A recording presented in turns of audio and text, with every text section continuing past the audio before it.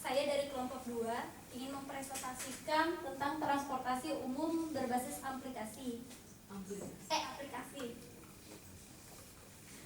Untuk pertama saya akan memperkenalkan diri, nama-nama kelompok saya. Saya Devia, di sebelah saya Pak Diki, dan di sebelah saya Pak Reja, yang terakhir Pak Arthur. Pagi hari ini saya berangkat kuliah dengan perjuangan yang cukup berat karena mengalami kemacetan, dan saya juga menghadapi kos yang cukup tinggi.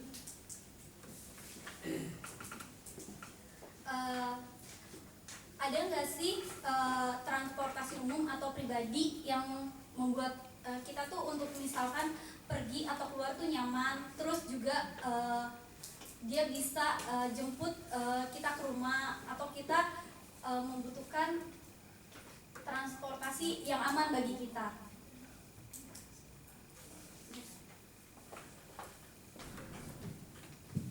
Ya, untuk masalah dari Devi mungkin bakal bisa terjawab oleh materi yang saat ini, yaitu tentang transportasi online. Bukan kita menggunakan alat transportasi dari mesin yang terbuat dari secara online, tapi ini hanya merupakan cara pengorderannya. Dan transportasi online ini memiliki banyak sekali manfaat-manfaatnya.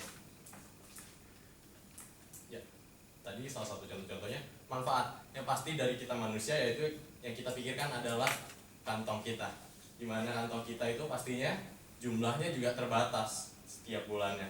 Yang pasti kita harus mengingat nih berapa budget yang kita punya untuk menggunakan transportasi ini. Transportasi online ini juga kita bisa tahu jarak berapa dan sampai berapa, itu semua sudah ada estimasi harganya, dan di beberapa aplikasi tertentu sudah ada yang menetapkan harga pasti. Selanjutnya yaitu dari sistem keamanannya, yaitu dari pengendaranya, yaitu kita sudah tahu identitas pengendaranya. Tidak seperti transportasi konvensional ya, kita tidak tahu. Kita hanya tahu secara physically ini laki-laki atau ini perempuan. Tapi kalau di yang berbasis online ini kita sudah tahu data dirinya. Untuk selanjutnya dari sistem keamanan dari perusahaan itu sendiri, yang pasti namanya suatu perusahaan dia pasti memiliki badan hukum.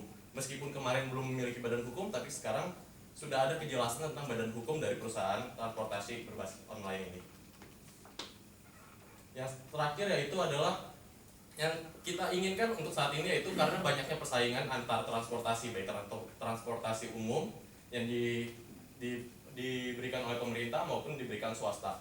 Dari transportasi berbasis online ini, yaitu yang pertama dia memberikan suatu kualitas, yaitu tentang servisnya.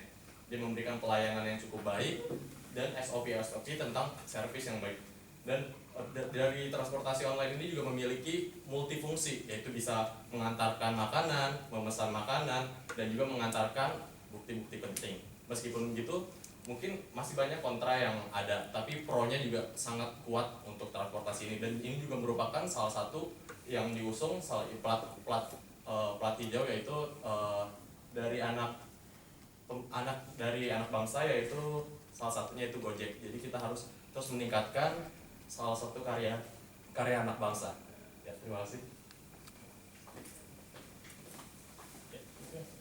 Kita udah dengar ya, jadi apa sih yang jadi keunggulan-keunggulan dari aplikasi transportasi berbasis online ini. Tapi sayangnya setiap unit usaha yang ada di Indonesia itu kan harus ada undang-undang yang mengayomi.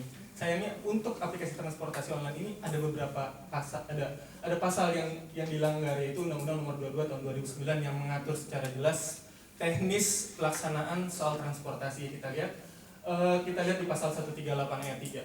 Di sini jelas bahwa angkutan umum dan atau barang hanya dilakukan dengan kendaraan bermotor umum. Kendaraan bermotor umum ini definisinya adalah tidak boleh plat hitam.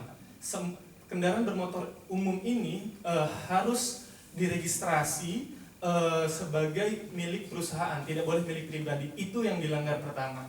Yang kedua, pasal 173 ayat 1.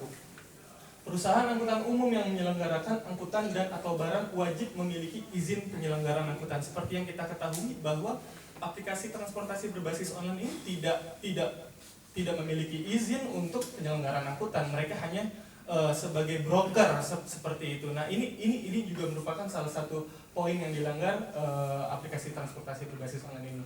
Next. Pengemudi kendaraan bermotor umum harus memiliki surat izin mengemudi kendaraan bermotor umum. Apa sih bedanya? Beda. Kalau pribadi dia cukup SIM A atau SIM C biasa. Sementara untuk kalau dia mau mengangkut angkutan umum dalam hal ini itu harus punya SIM A umum. Bedanya apa? Pelatihannya beda, tesnya beda, skillnya tentu beda.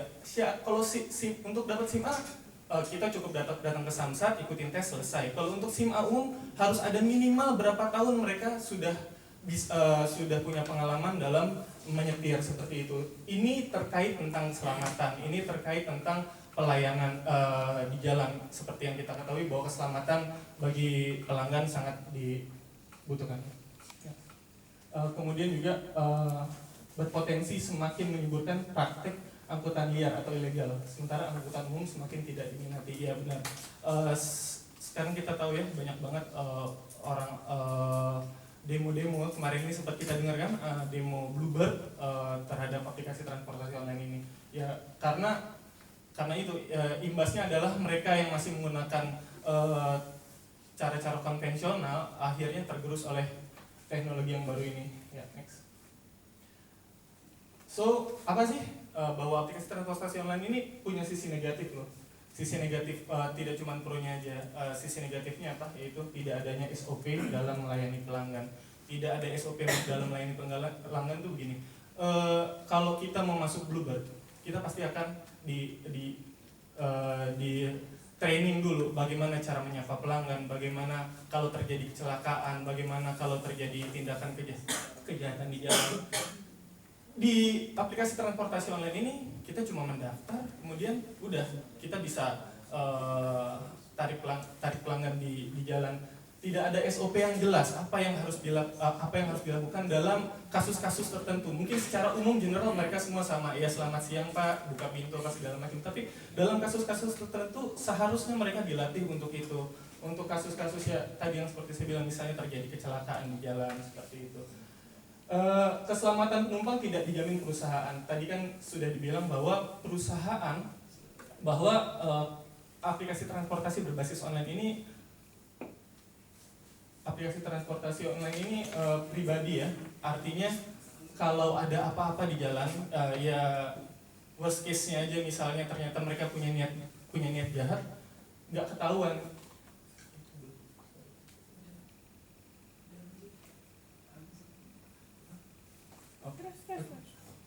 Bukan ini slide-nya, kecepatan. Oke. Keselamatan penumpang tidak dijamin perusahaan. Yang kemudian yang terakhir adalah mematikan transportasi konvensional. Seperti yang kita tahu bahwa akhirnya transportasi konvensional butuh makan juga, butuh dapurnya juga untuk ngebul. Ya, ini adalah beberapa sisi negatif dari aplikasi transportasi. Selanjutnya kesimpulan dari presentasi ini akan dipresentasikan oleh teman saya. Selamat siang. Kita berada pada penghujung mengenai presentasi kami. Kesimpulan dari transportasi berbasis online adalah, yaitu transportasi berbasis online adalah mempertemukan antara demand dengan supply, dan ini merupakan suatu inovasi yang kita sebut dengan namanya digital marketing.